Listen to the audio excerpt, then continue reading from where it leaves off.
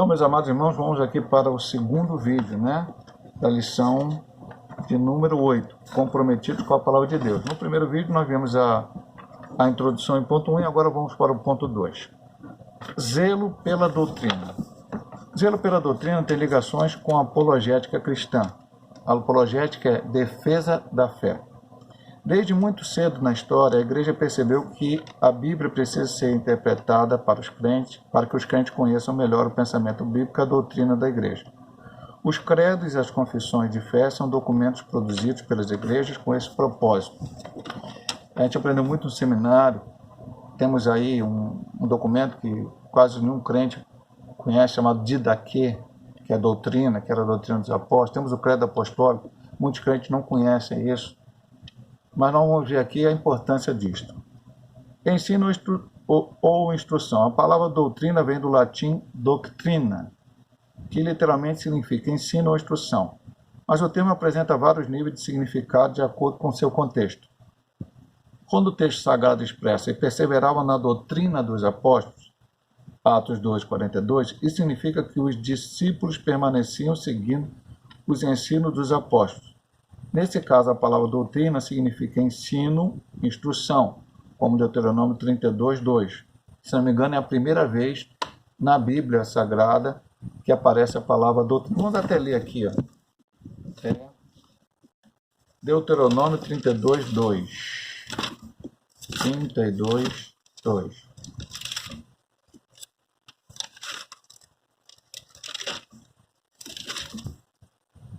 Uma palavra dita por Moisés lá no finalzinho da sua vida.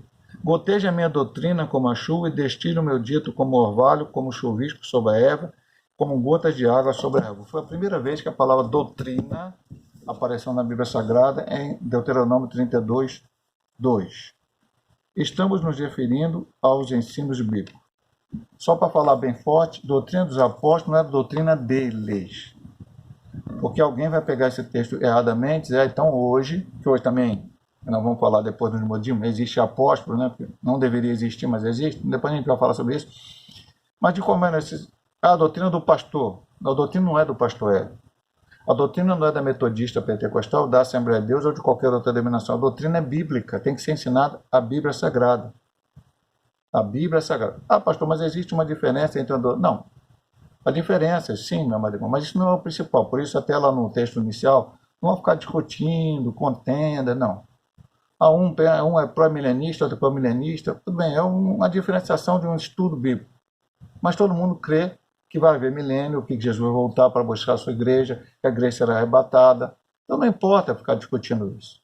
Doutrina é Bíblia. Doutrina não é a metodista pentecostal, é uma igreja doutrinária. E a outra igreja ali do cantinho não é. Não vamos discutir isso. E nem estamos querendo falar isso. Estamos apenas querendo entender isso. Ensino ou instrução. É preciso ser dado. Ele vai continuar dizendo aqui, ó. Conteúdo da fé. A palavra doutrina se aplica também a um corpo básico e coerente do ensino cristão, como os credos. Trata de um ensino sistemático sobre os dados da revelação. A fonte do conteúdo doutrinário é a própria palavra de Deus e auxiliada pela experiência cristã e com a ajuda do intelecto humano. Isso se faz por meio do ensino, da instrução. Quando o apóstolo Paulo diz, traz essas coisas à memória, ele está dizendo a Timóteo isso, ele está se referindo à sã doutrina contrapondo os falatórios profanos. Os credos e as confissões de fé são dois tipos distintos de documentos eclesiásticos, mas com o mesmo propósito, interpretar as escrituras para sintetizar o ensino da igreja.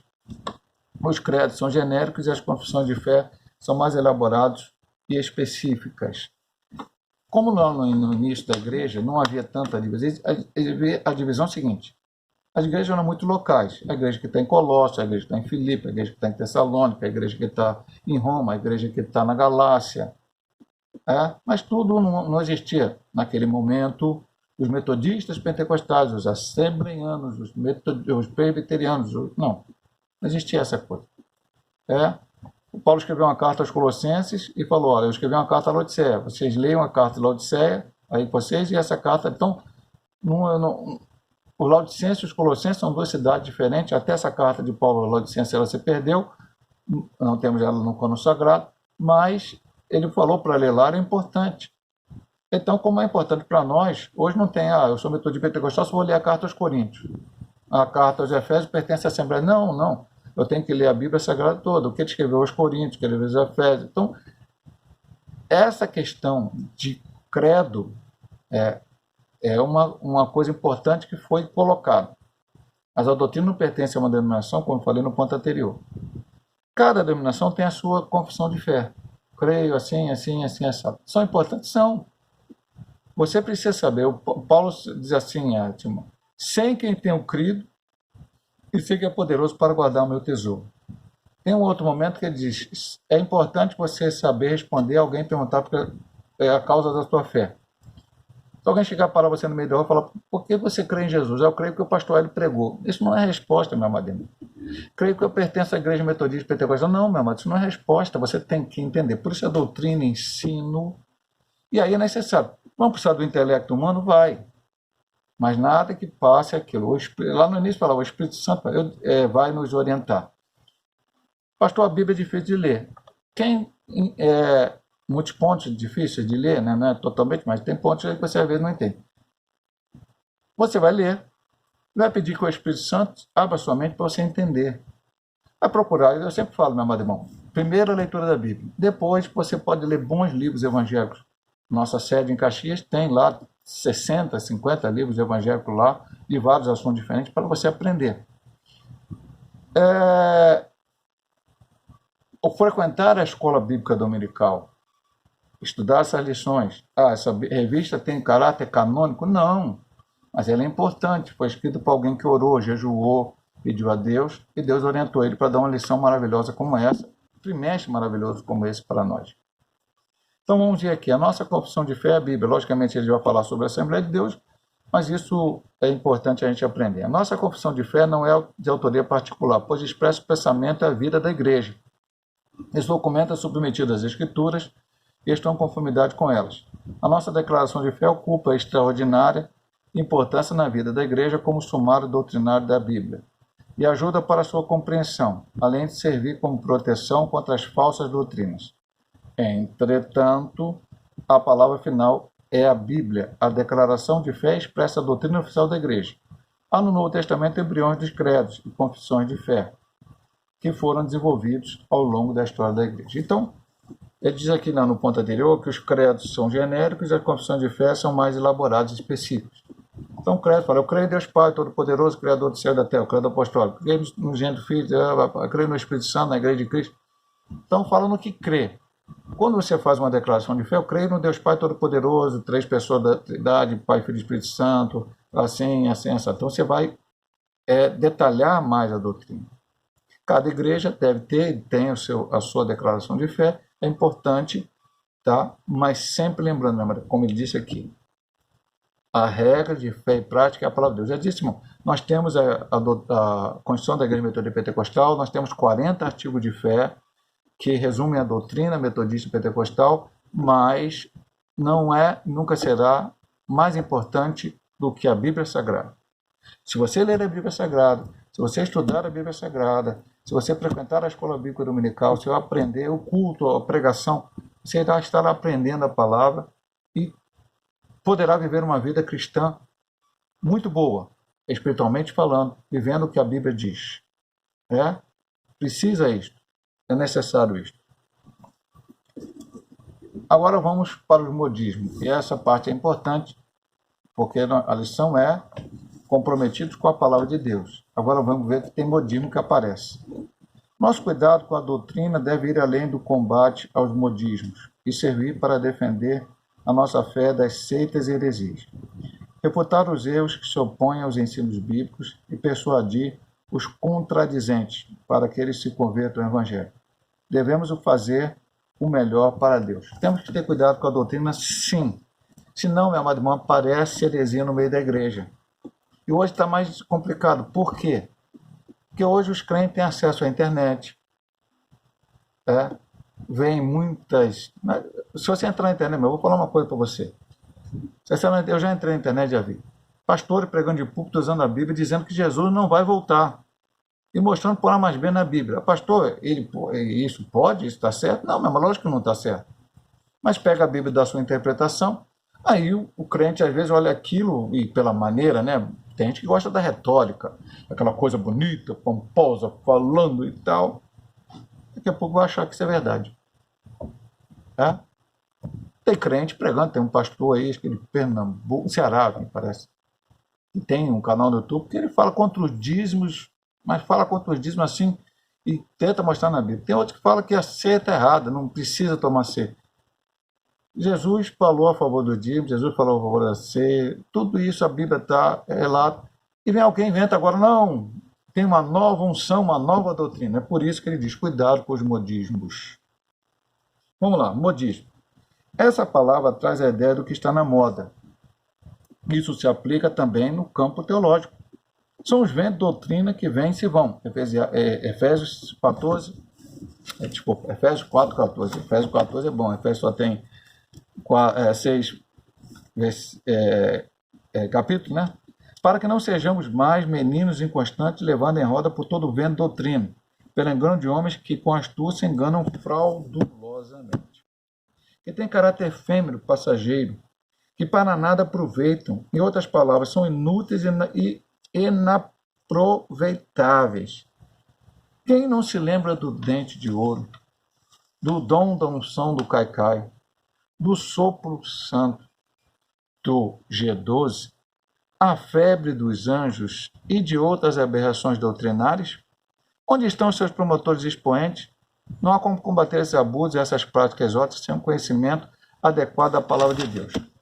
Então, o professor Cramuru está falando sobre algumas situações. Então, ele falou sobre uma situação que foi, semana passada até ele falou sobre isso, o autor aqui da lição, a unção do riso.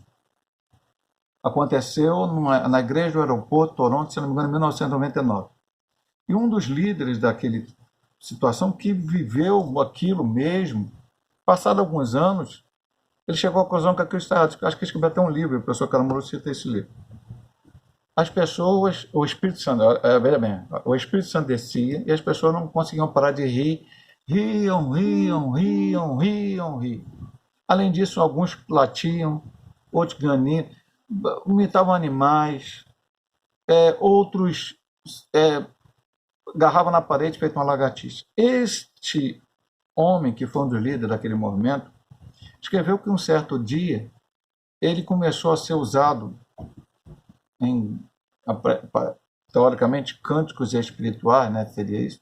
Só que ele começou a cantar uma canção lá que Maria pegou as criancinhas, não sei o que lá, ele cita lá a questão. E aí ele caiu em si, que aquilo que ele estava cantando não tinha nada a ver com coisas espirituais, aquilo não era de Deus. E ele sentiu-se envergonhado, porque ele sentiu-se até usado pelo demônio. E aí nós vamos falar sobre aquela questão. Mas, irmão, existe criancice no meio da igreja, existe meninice, mas existe também doutrina do demônio, ensinamento do demônio. Então a gente tem que ter muito... Por isso que a igreja, quando a gente fala dos dons espirituais, vamos buscar a profecia, glória a Deus, língua estranha, maravilhoso. Interpretação de língua, muito bom. Palavra da sabedoria, maravilhoso. Palavra da ciência, muito bom. Dons de curar, tudo isso. Mas precisamos muito, no século XXI, do discernimento do Espírito, para entender aquilo que é de Deus e que não é de Deus. Então, pessoa latindo, pessoa ganhando, isso não está na Bíblia, meu amado irmão. Aí as pessoas vão pegar um versículo lá, por exemplo, aqui ele fala do caicai. Ah, Daniel caiu. Ah, João no Apocalipse caiu. Meu amado irmão, foram situações específicas, situações específicas. Não houve... e é o mais interessante que as pessoas caem e depois levantam diferente. Meu amado irmão, nada disso é palavra de Deus. Aqui ele fala do G12. Ainda existe por aí, mas uma época foi uma febre. G12. Tem que as pessoas se reuniam em 12, e entre outras coisas que faziam, muitas heréticas nos encontros que tinham aí, elas iam perdoar a Deus pelo que Deus não tinha dado a elas. Elas pediram uma coisa a Deus, Deus não deu, então naquelas reuniões perdoavam a Deus. E outras coisas mais surgiram.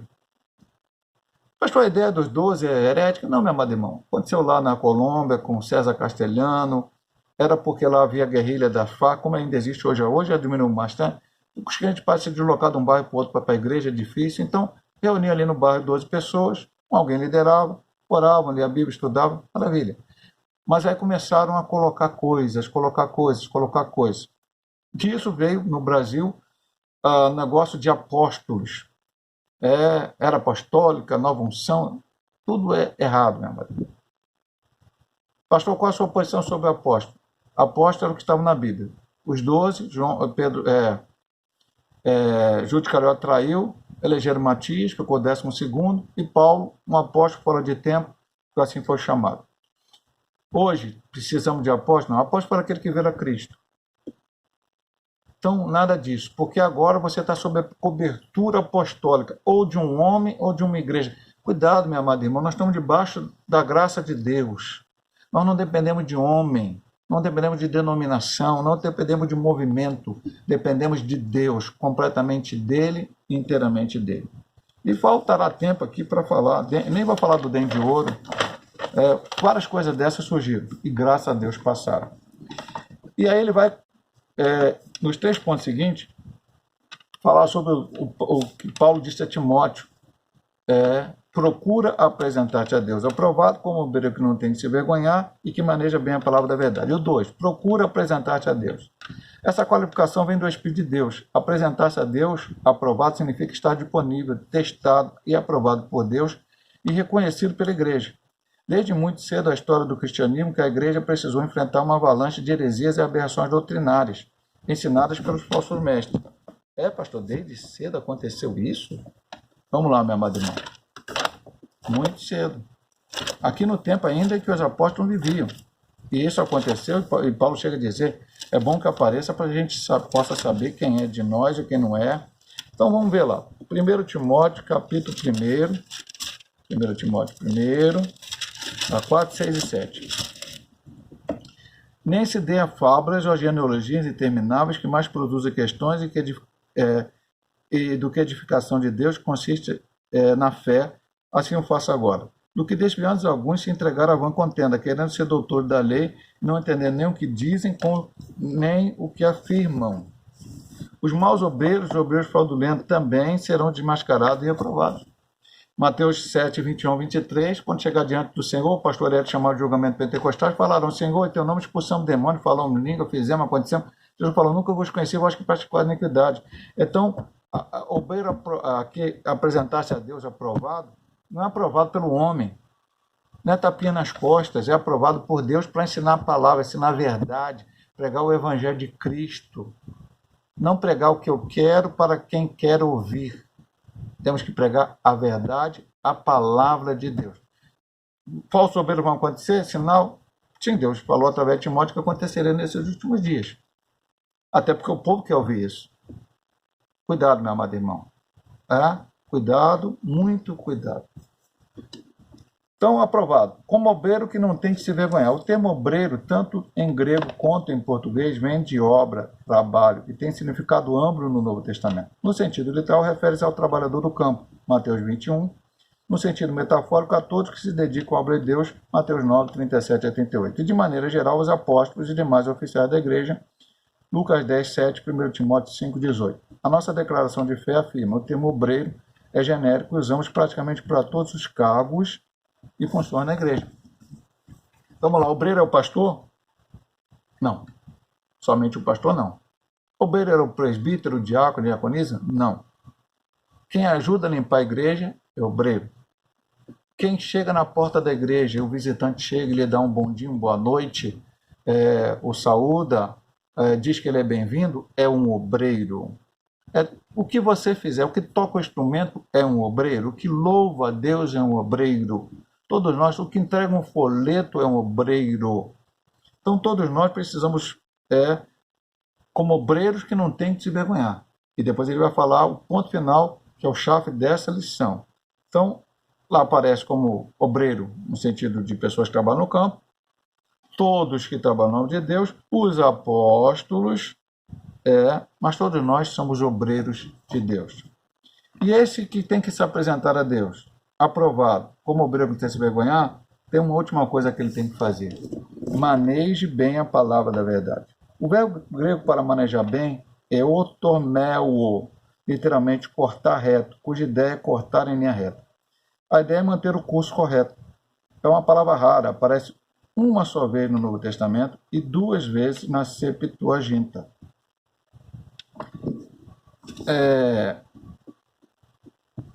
O emprego paulino dessa palavra é metafórico e muitas interpretações já foram apresentadas ao longo dos séculos. A preocupação de Paulo é com o ensino correto da palavra de Deus, com base numa exegese sólida, com aplicação para a edificação espiritual da igreja. Isso significa também não fazer uso da palavra no púlpito para atacar alguns desafetos entre os irmãos por meio de indiretas. Púlpito é um lugar de desabafo. Então, muitas coisas boas são aqui. Primeiro, interpretação correta da palavra. Temos que estudar a palavra.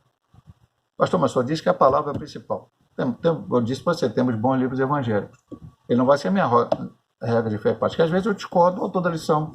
Cito aqui muito o professor Caramuru, mas algumas coisas que ele fala, também não concordo com ele. Agora, a Bíblia não. A Bíblia eu concordo com ela toda. Mas há textos difíceis. Por exemplo, eu vou dizer uma coisa para o irmão. Você estudou grego, você estudou hebraico, a Bíblia não foi escrita em português. A Bíblia não foi escrita em inglês, não foi escrita em alemão, não foi escrita em francês, não foi escrita em outra língua qualquer. Ela foi escrita em hebraico, pequenas partes aramaico e no grego koiné, que era o grego vigente no tempo de Cristo. Alguns homens estudaram profundamente essas línguas.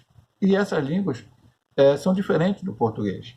Então, por isso que aqui aparece sempre, no grego tal, no latim, no hebraico, não sei, vai mostrando vários textos, o significado de cada palavra para que a gente possa entender.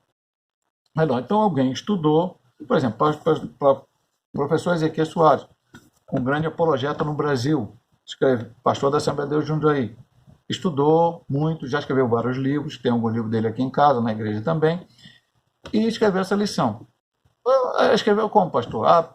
Pegou a Bíblia, abriu a Bíblia, vou escrever uma lição sobre o pentecostalismo. Não, meu amado irmão, ele estudou, leu livros, é o homem que é bacharel em teologia, acho que até professor.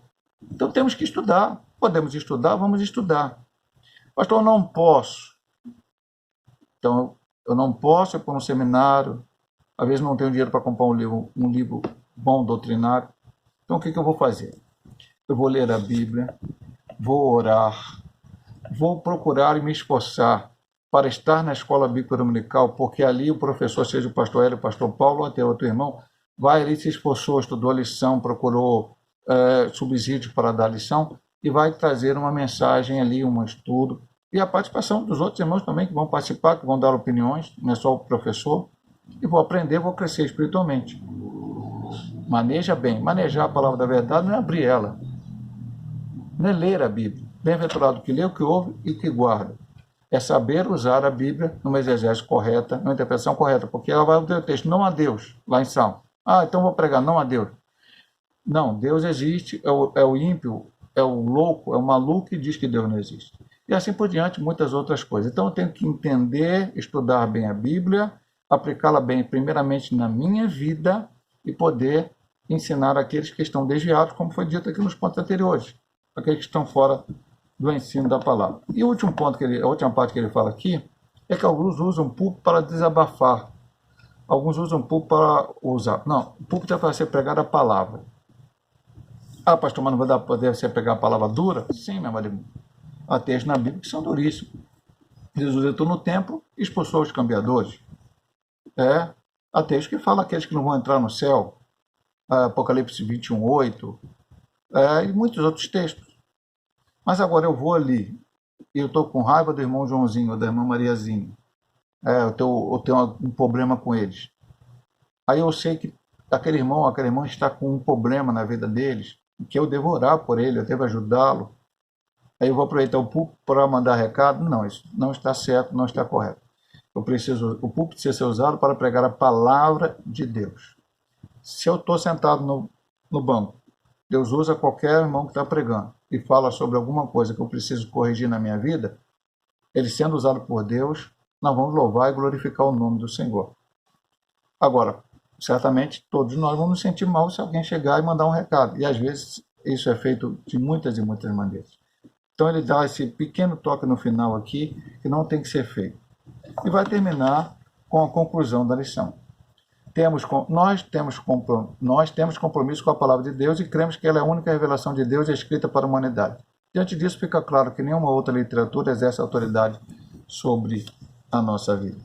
Espero que Deus possa abençoar os irmãos através dessa lição. Se Deus assim o permitir, semana que vem vamos estar vivendo o fervor espiritual. E esperamos que brevemente toda essa pandemia passe, nós possamos estar todos, na medida do possível, na igreja, juntos, não só na escola bíblica dominical, mas também nos cultos, aprendendo a palavra, ensinando a palavra também àqueles que vão dar o seu testemunho, vão falar da palavra de Deus, e que o nome de Deus seja glorificado. Deus abençoe a todos em nome de Jesus.